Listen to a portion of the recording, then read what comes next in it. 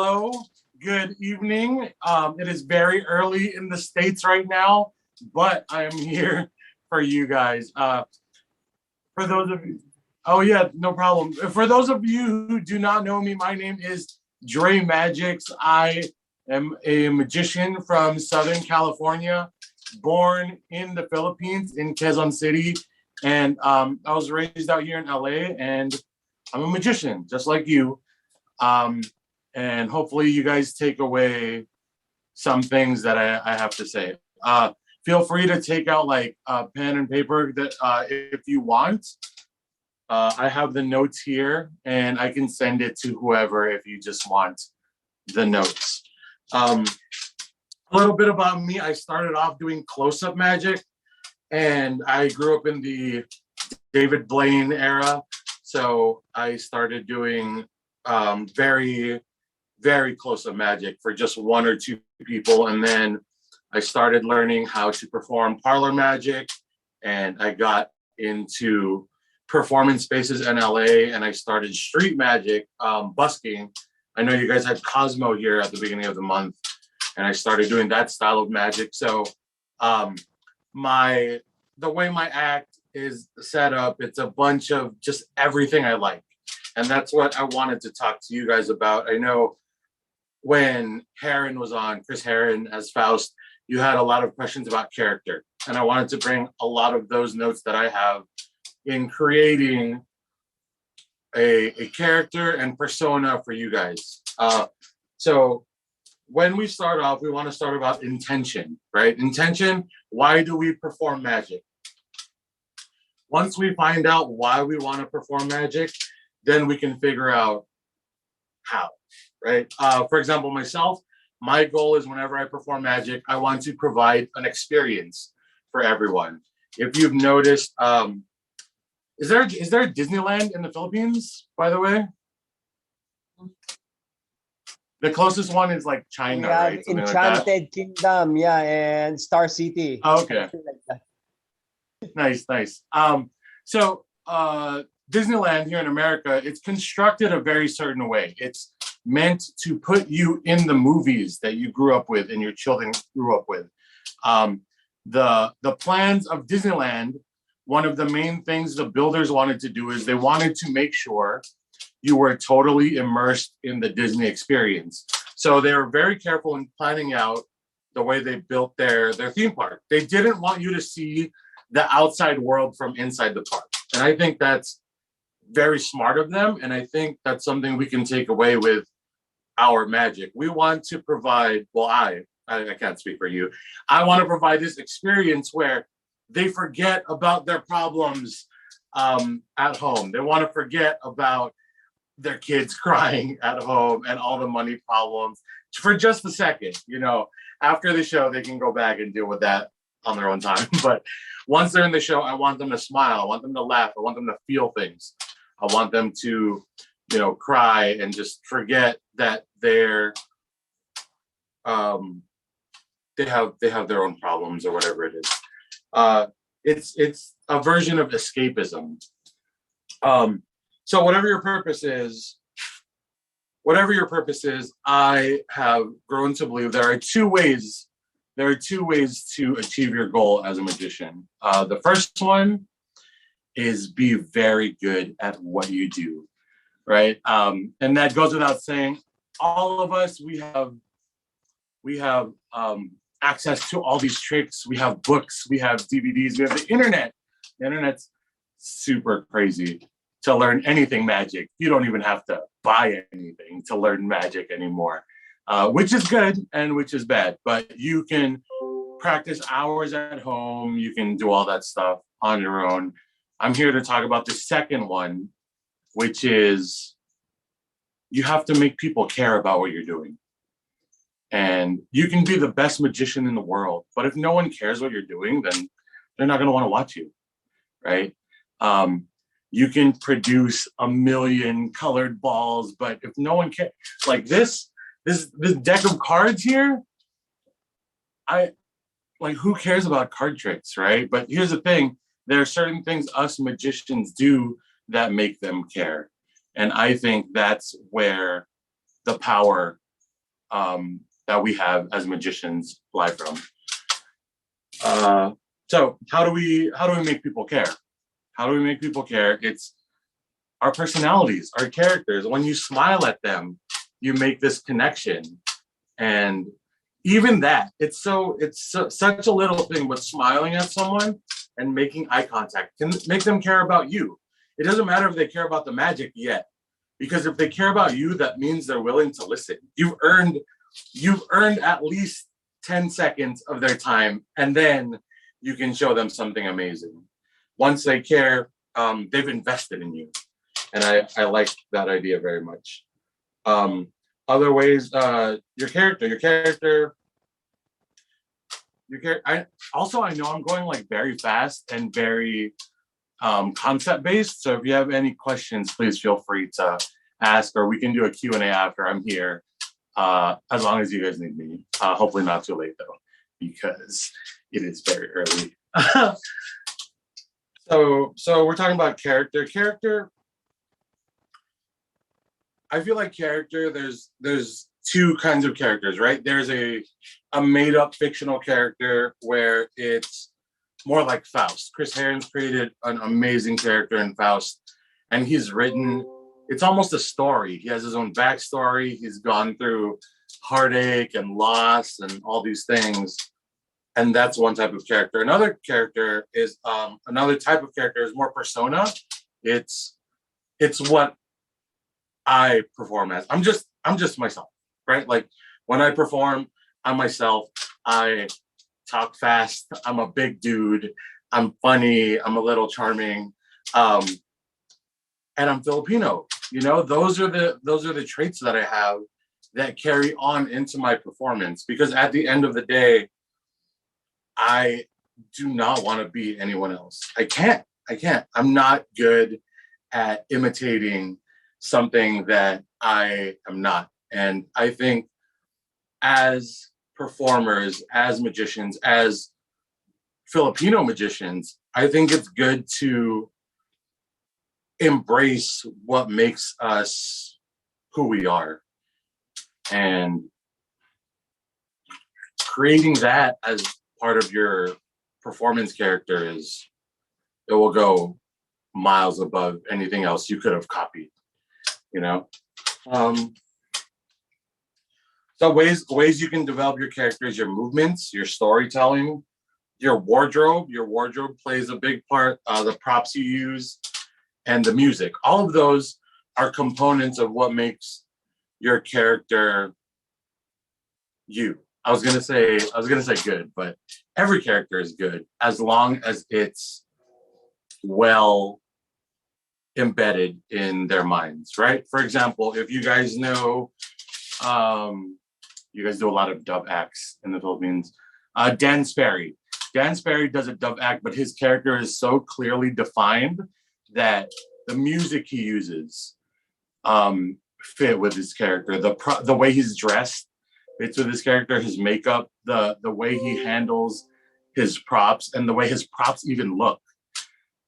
They all go into developing and making his character clear for the audience. Once you see Dan Sperry, you know, if you don't know him, you can do a quick Google search. But once you see Dan Sperry, you know that, oh man, this guy is like serious, but also very scary looking. But he also looks very modern, which is nice. But Dan Sperry has a very clearly defined character. Also, if you know who Piff the Magic Dragon is, he has a very clearly defined character. He's just some dude in a dragon pajama suit. You know, his character is very clearly defined. Yeah, that's all those components make up who or what your character is. And the way you develop it, there are some people asking about how to develop character from the start. And I know Chris talked a lot about that in his last lecture, but you start looking at your influences, I think, and you use them, but you start looking at your influences and your community, and you only use them as influences and community. Don't, for God's sakes, do not copy them because that's them and no one else can do it the way they can, right? I grew up in the David Blaine era where magic is all of a sudden cool again, right? It's Copperfield, and then it's like, I think the next big wave was the David Blaine where he made it modern, he made it street, he made it a little urban. But coming out of that, everyone started performing like David Blaine. Everyone did the like gaze of like the watch this, and you know, and everyone looked sleepy. They were just a bunch of sleepy magicians. And for example, myself, I was that magician. And then I got tired of being someone who I wasn't. So I started developing who I am as a person and brought it to my own magic. So we're talking about character and developing it and looking at your influences. So what I do for myself is I like to take the parts of my influences that I like and I add a little bit of my own. It's like you're baking a cake, right? Where I'm going to take a little bit of David Blaine and the storytelling of Copperfield and the comedy of Bill Malone, but I'm adding myself at the end, and I'm wrapping it up in this nice little package of who I am. Okay, so I know it's a lot of like theory right now. I'm gonna do a few magic tricks for you. I mean, what's a lecture without a few magic tricks? So this is an example of taking what you like or even what you hate and making it fit who you are, making it fit your character and your personality. But the trick I'm going to show you is one of the oldest tricks in magic. This trick has survived years of famine, hunger, the internet, Instagram, all the things that are bad in the universe.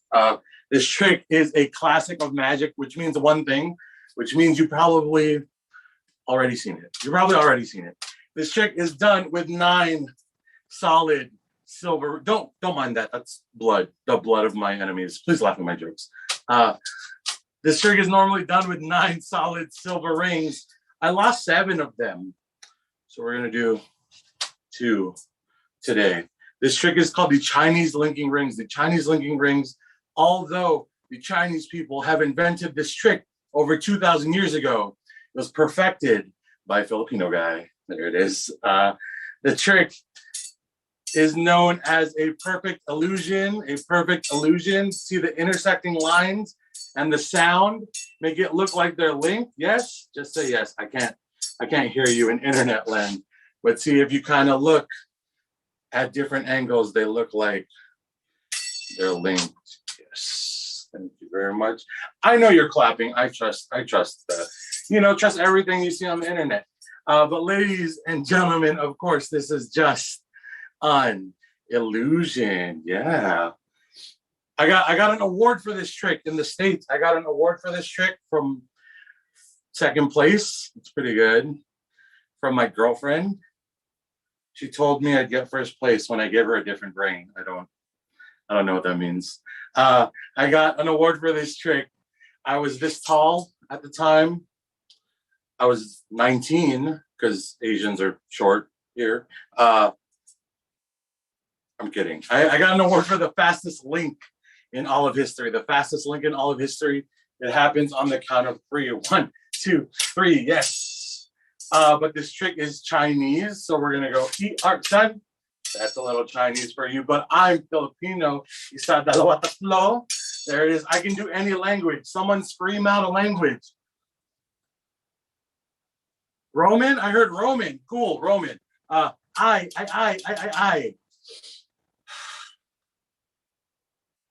I'm gonna be honest. I do this whole trick just for that one stupid joke. I heard name a language out. Go ahead. French. Un, deux, trois. Yes, there it is. I'm gonna teach you the secret to all the magic. it's very, we can't do this at the Magic Castle. They'll ban me it's okay. The Magic Castle doesn't even like me. So I'm going to tell you the secret anyway. There's a secret hole in one of the rings. Did you find the secret hole? It's right there. No, I'm really going to show you the gap. Like this is like a no-no in the Magic community. Okay. So if they find me on the internet dead, you know who did it. There's a secret hole in this ring. Look at that. Oh my gosh. He's actually revealing the gap. Do you see that? Here's the thing though. What if I close the gap? Then it makes it 10 times as harder to link the rings. There's no gap. There's no hole. You can't link the rings. So if I'm able to do this on the first try, standing ovation, everyone. If I'm able to do this on the second try, everyone gives me $5. If I'm willing to do this on the third try, I don't know, third time's a charm. I don't know. I should write better jokes. Anyway, all right. No hole, ready. Oh my gosh. It's so weird with the table in front. 1, 2. Ladies and gentlemen, that is the Chinese linking ring. Thank you very much. Yeah, so the story behind this trick, of me doing this trick, is I hate the Chinese linking rings. I hate it so much because number one, I feel like a lot of audiences in the States, they know how it works. That's what I felt when I learned it. It's a set you get in every magic shop or any magic kit that you get. There's a set of Chinese linking rings. And I didn't like it because for a number of reasons. There's too many rings. I hated that. Like if you've seen a linking ring act and they're like, there's so many rings. You can't, it doesn't make sense to me. But also, if you find a character that can handle that many rings, like God bless your soul, because my character is not like that. My character is a little clumsy, a little stupid, a little, but he always knows what he's doing. That's the thing. My character does mess up and fumble a little bit, but at the end, it all comes together. My character is smart talking. He's kind of a smart ass. Sorry, I know I shouldn't curse. But at the end, you know it'll work out because that's how magic is. Okay, so yeah, linking rings. I hated that there are so many rings. Number one, I hated that there's no ending. If you ever see a linking ring act, it's just they link, they unlink, they link, they unlink. And there was never an ending. I think the best ending I saw was like a stupid formation where they do a circle and they're like, haha, like it didn't make sense to me. Also, sorry if you do the linking rings that way. I apologize for just bashing your entire routine. But I know for myself, I didn't like it. I did not like how that was presented. It didn't fit who I was. And this set was originally a 9-ring set, and I had to get rid of 7 rings. But here's the thing. You can do whatever you want. This is the one thing I want to leave you guys in the lecture. One of the main points. You are a magician. You can do whatever you want as long as there's a reason. For example, myself, I do the line where it's not done with 9 rings and I lost 7 of them. It's a stupid reason, but it's a reason. You know what I mean? So I hated that there were so many rings. I hated there was an ending. Oh, and I hate there was no texture to the routine. All the routines I've seen, it was the same. Link, unlink, which is fine because my routine is like that also, but the audience feels different things. When I constructed the routine, I wanted the first part to be very basic, where it's the link and the, oh, magic, and then the unlink, which is like, yes, magic. But then now we go into the comedy, and now we go into sharing the secret, and now we go into hyping the crowd up. And that, I mean, that's my linking rings routine. I hope you like that. Yeah. So part of my act is A big part of my process is I like to, whenever I get the chance, I like to audit my act. Audit meaning I go through all my props, I go through all my scripts, and I take away what isn't necessary. I take away what isn't consistent. Like, who is my character? My character is this, this, this, and this. And I'll give you a few exercises to help you do that. I also take away ideas that other people have done. If I see another person doing this section, it's either I do it differently, I do it better, or I don't do it. I know, for example, Molo, Jonathan Molo, he does SpongeBob's, and his SpongeBob routine is great. It's awesome. It caters to, children, adults, everyone. His SpongeBob routine is better than mine, but mine is different, and that's why I'm still okay with performing my version. My version's more high energy. My version's more, a little bit more with a slick wink in your eye. It's almost like a con game, my version. And it's fast paced. It's try and catch me. I like that style sometimes. But audit your act. Really ask yourself if this is actually who you are, or if you're just copying something you've seen. And if it is consistent with who you are and what your character is trying to do, right? You can ask yourself questions like, are all my props the same as everyone else's? I know a lot of dub acts and things like that, you guys use all the same props, but that doesn't mean you can't find a new motivation for it, right? This is a very bad example. This is just at the top of my head, but if you used your vanishing cane as a walking stick instead of a vanishing cane, right? It's a little bit of acting, but the walking stick might be a little bit more motivated. Or you can use the props in a different way. For example, the walking stick, right? And I know there's this idea. A lot of us Filipinos in the States, people in general, they're a bit self-conscious of what they're doing, and if they're doing pleases everyone else. And I think as a magician, you have to kind of change your mindset in the sense of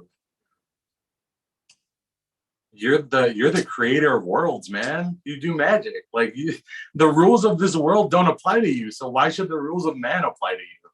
Right? Live your life that way. Don't care about what anyone else thinks, because you're magic. And as long as your intentions are good and you're trying to spread joy, then you're fine. You know what I mean? Like, do you? I have a few more notes, and then we can go into a Q&A. I'll do another trick. So a lot of other magicians like to comment on their fellow magicians' acts, right? It's sort of like this bash culture we have is pretty disgustingly, like, it's not good.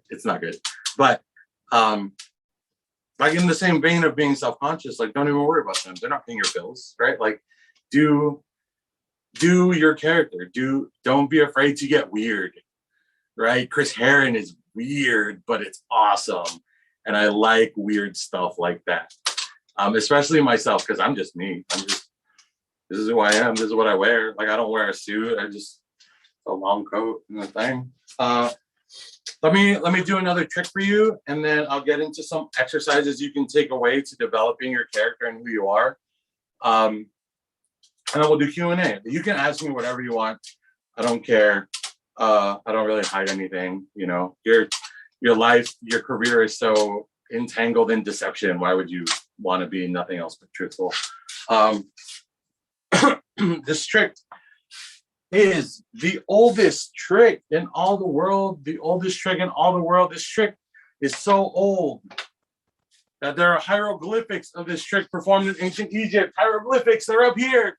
Because if they're down here, they'd be lower glyphics. Lower glyphics. Okay, listen, my jokes, they're not gonna get any better. They get worse, actually. I do comedy magic. So if the jokes are funny, it's comedy. And if they're not, it's magic. Okay. I'm going to teach you a little bit about the props, I have one little red ball. One little red ball. You know what they say when you have one ball? That means you're special. I have one little red ball. I also have a solid silver cup. That's what the guy told me when I bought it from him. A solid silver cup. I also have a magic stick. This is not a wand. This is a stick. Wands are expensive, and they come from Disneyland. I'm from Long Beach. This is a stick. I'm going to play a game. We're going to play a game. You at home, me at home. We're at different homes, but you know what I mean. And then we're going to do some magic. You ever do magic before? Me neither. It'll be fun. We'll do it together. Okay. All right. The ball goes in the cup. When I shake the cup up and down, when I turn the cup upside down, put the ball in my pocket. My job is to sneak the little red ball back underneath the cup. I got to sneak the ball under the cup. It's your job to figure out if the ball is in the hand, in the pocket, or under the cup. Are you ready? Does not matter because I can't hear you anyway. Watch. 1, 2. Oh, look, there's a koala. There's a koala over the magic. No one believes me when I say koala. That's when the ball jumps back under the cup. Do you see that? We're going to get it to change invisible, turn invisible using the stick. 1, 2, bam, bam. And it comes back. I know, he's so good. I was talking to my mom and she saw the flyer you guys made on Facebook and it said, the best magicians in the States. And my mom looks at me, she's like, oh, talaga ako best in the States? And I'm like, Mom, I don't know. I'm going to teach you the secret to the trick, though. I'm going to teach you the secret to the trick. The secret to the trick is when you think the ball is under the cup, that's when I sneak it in my pocket. Yeah. And when you think it's in my pocket, that's when I sneak it back under the cup. Ooh, it's okay. Did I flash? I didn't. It's okay. I can see it. I didn't flash. I know what you're thinking. Oh my gosh, he's talking so fast. I cannot understand this man. He's so fast with his hands. He's so handsome. Yeah, those are the things. But see, did you see? I'm going to put the ball in the pocket. Did you see it come back? You didn't see it? Here, I cheat for you. I made it a little bigger and a little brighter. Yeah, I know. Look at that.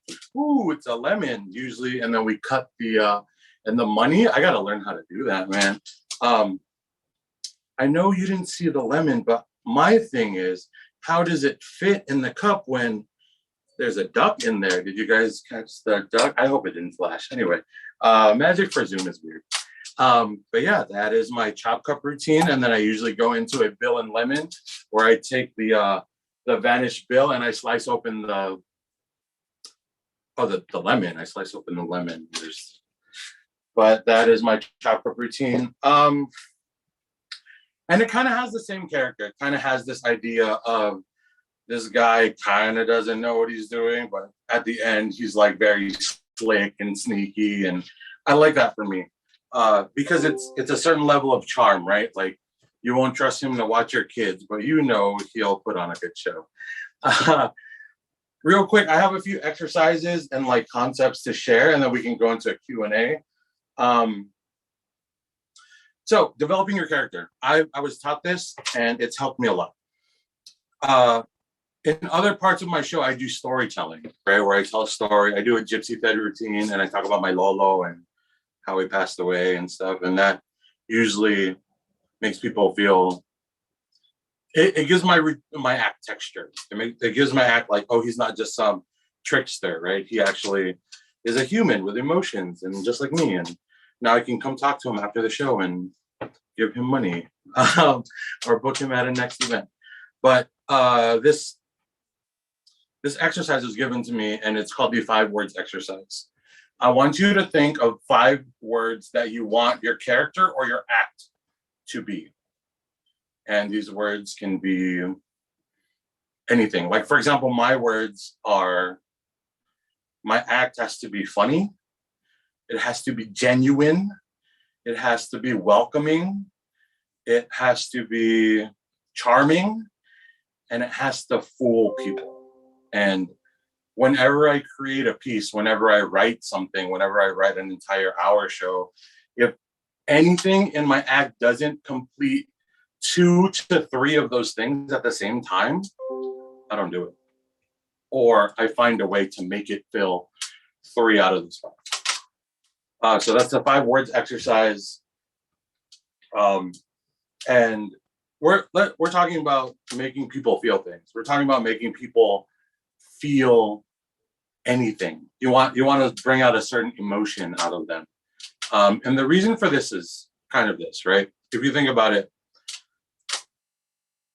one of the big points in someone's career as a magician is if you can perform in a big stadium, if you can perform like here in America, it's like, oh, Vegas, baby. You know, if you have your own Vegas show. But here's the thing. People in Vegas have tigers. They manage elephants. What are you going to do? And I was asked this by one of my mentors. What are you going to do? Are you going to get a tiger? I said, no. So what are you going to do that people will be willing to pay $100 a ticket, $100 a ticket to come see if you don't have a tiger?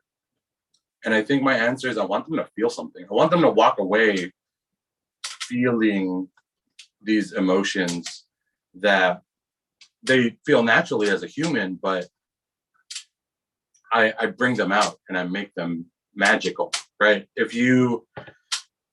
don't know if they have Hulu in the Philippines. If they have Hulu or some like illegal streaming site, you can look up the Derek Delgadio show, the In and of Itself. That's a really great written show, and it's filled with magic. But the storytelling, the writing in that makes you feel something and makes you walk away feeling more human. And that's crazy for a magic show to do, right? Like some of us just want to do tricks and that's fine. But if you can bring people to a certain emotional place and have them walk away, like, you know, like after you exercise or after you work out, you're like, oh man, so tired, but it feels good. It's kind of like that. But yeah, so I hoped you enjoyed my lecture. If you guys want to ask me any questions, like I'm here for it. If you want to reach out later and need help with your act or your character, please don't hesitate. I'm here. Like Molo, like Chris Heron said, our goal, we want to make Filipino magicians the best in the world. And I think having lectures like this, I'm really grateful and really blessed that you asked me to come here and share my thoughts. I hope any of this helps. If not, I hope I made you laugh or smile at least once. And then if not, then sorry. But if you liked it, please look me up on Instagram at the Dremagix, THEDREMAGIX. Funny story, it's supposed to be Dremagix, like how we say magic. And if you didn't like it, then my name is Manny Pacquiao and we've never met. So thank you guys.